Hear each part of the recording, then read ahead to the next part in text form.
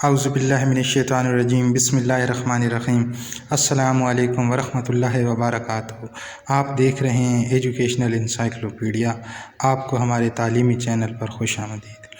Dear teachers, dear students, آج کی یہ ویڈیو SLOs بیسڈ امتحانات کے متعلق ہے کہ تمام امتحانی بورڈ نے جو امتحانی طریقہ کار ہے اس کو تبدیل کرتے ہوئے SLO بیسڈ یعنی اسٹوڈنٹ لرننگ آؤٹ کمز کی بنیاد پر امتحانی طریقہ کار کو رکھ دیا ہے کہ اب اس طریقہ کار کے مطابق امتحان ہوگا۔ لہٰذا آپ کے لیے یہ ویڈیو بہت اہم ہے۔ SLO بیسڈ امتحان کیا ہے، اس ویڈیو میں آج آپ کو اس کے متعلق بتایا جائے گا۔ لہٰذا یہ تمام ٹیچرز کے لیے، تمام اسٹوڈنٹس کے لیے بہت ہی اہم ویڈیو ہے۔ اس کو دیکھ کر آپ اپنے طلباء کی تیاری اس کے مطابق کر سکتے ہیں۔ اگر آپ اسٹوڈنٹ ہیں تو آپ اپنی تیاری اس کے مطابق کر سکتے ہیں۔ اگر آپ والدین ہیں تو اس کی تیاری اس کے مطابق کروا سکتے ہیں۔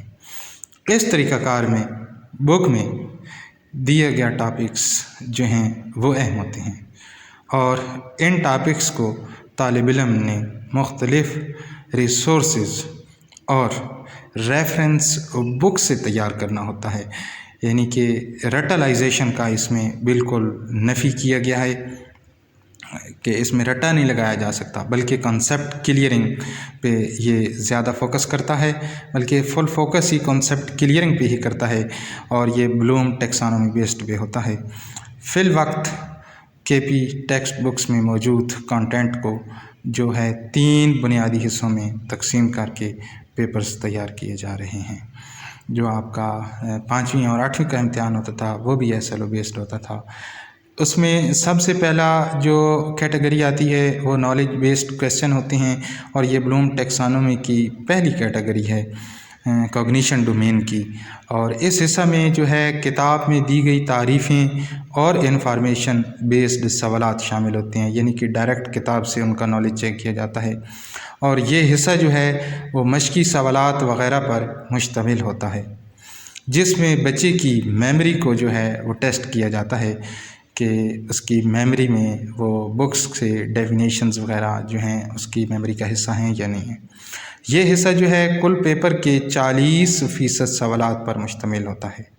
مثلا فزکس کی تعریف کریں، اب یہ ڈائریکٹ اس نے کتاب سے تعریف کرنی ہے، یا اسلام کے بنیادی عقائد لکھیں تو یہ بھی اس نے ڈائریکٹ کتاب سے اٹھانے ہیں۔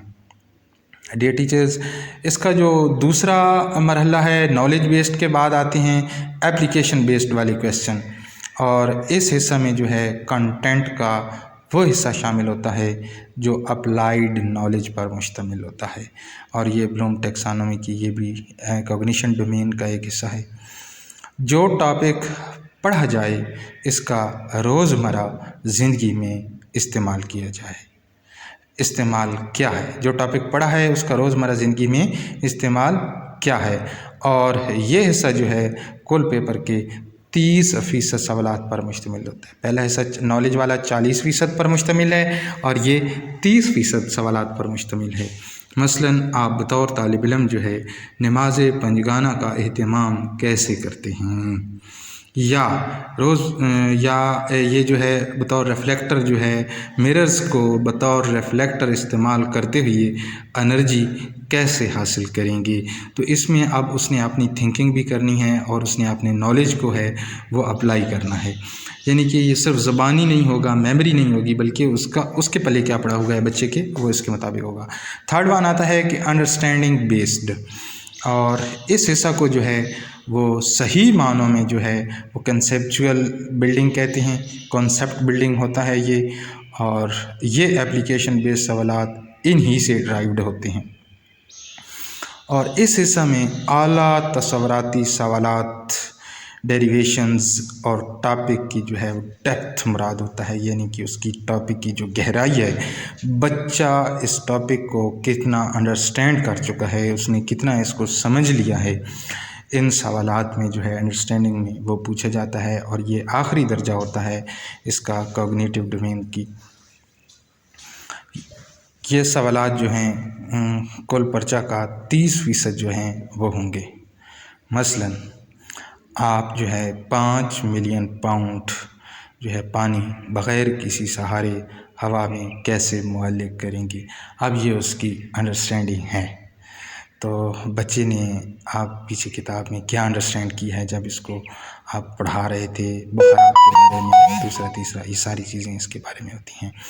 اور اس طریقہ امتحان سے بچے کی جو ہے وہ کریٹیکل تھنکنگ جو ہے وہ بہتر ہوتی ہے، اور جو روایتی رٹا سسٹم ہے اور پاسٹ پیپرز گرامنگ ہے اس سے چھٹکارا مل جاتا ہے۔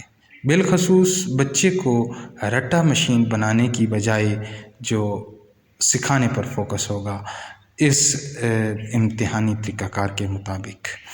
لہٰذا انتہائی قابل احترام اداروں کے لیے لازمی ہے کہ وہ اپنے سلیبس کو اس کے مطابق تشکیل دیں اور بچوں کی اسیسمنٹ اسی کے مطابق کریں جو فارمیٹیو اسیسمنٹ وہ لیتے ہیں، اور تاکہ اس کا جو طریقہ تدریس ہے اور طریقہ امتحان سے پرانا جو ہے اس سے نکل کر جدید طریقہ امتحان پر اس کو شفٹ کیا جا سکے، اور بچوں کی کریٹیکل تھنکنگ کو، ان کی سوچنے کی پار کو، ان کی انڈرسٹینڈنگ کو جو ہے وہ بڑھایا جا سکے، اور اس طریقہ تدریس سے اس کو رٹلائزیشن کو جو ہے مکمل طور پہ ختم کیا جا سکے۔ یہ طریقہ تدریس اس کی کریٹیکل تھنکنگ کو بڑھائے گا۔ مختصر یہ کہ سوالات کی نوعیت جو ہے اس طریقہ امتحان کے مطابق کیا سے نکل کر کیوں کی طرف آئے گی، کہ کیا ہے نہیں بلکہ کیوں ہے، تو اس کا بچہ خود جواب دے گا۔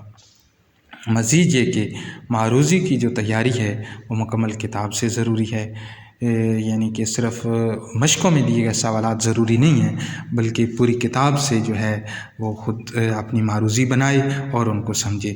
باقی مختصر سوالات میں جو ہے وہ کچھ چوائس ہوتی ہے، اس کے مطابق آپ کر سکتے ہیں۔ اللہ رب العزت سے جو ہے وہ دعا ہے کہ سب پڑھنے اور پڑھانے والوں کے لیے آسانیاں عطا فرمائے، اور سب کے لیے دنیا اور آخرت کے تمام امتحانات میں کامیابیاں عطا فرمائے، آمین ثم آمین۔ یہ تعلیمی چینل ٹیچرز اور اسٹوڈنٹس کے لیے ہے، اس کو اپنے لیے سبسکرائب کرنا مت بھولیں، بیل آئیکن کو پریس کریں تاکہ تمام معلوماتی ویڈیوز کا نوٹیفیکیشن آپ کو ملتا رہے۔ اگر آپ کو یہ ویڈیو پسند آئی ہے تو ہمارے لیے اس کو لائک کر دیں، اپنے لیے چینل کو سبسکرائب کر دیں، اور دوسروں کی رہنمائی کے لیے اس ویڈیو کو شیئر کر دیں تاکہ تمام بچوں کی اس سے رہنمائی ممکن ہو سکے۔ اپنی دعاؤں میں مجھے بھی یاد رکھیں، ہم آپ کو اپنی دعاؤں میں یاد رکھیں گے۔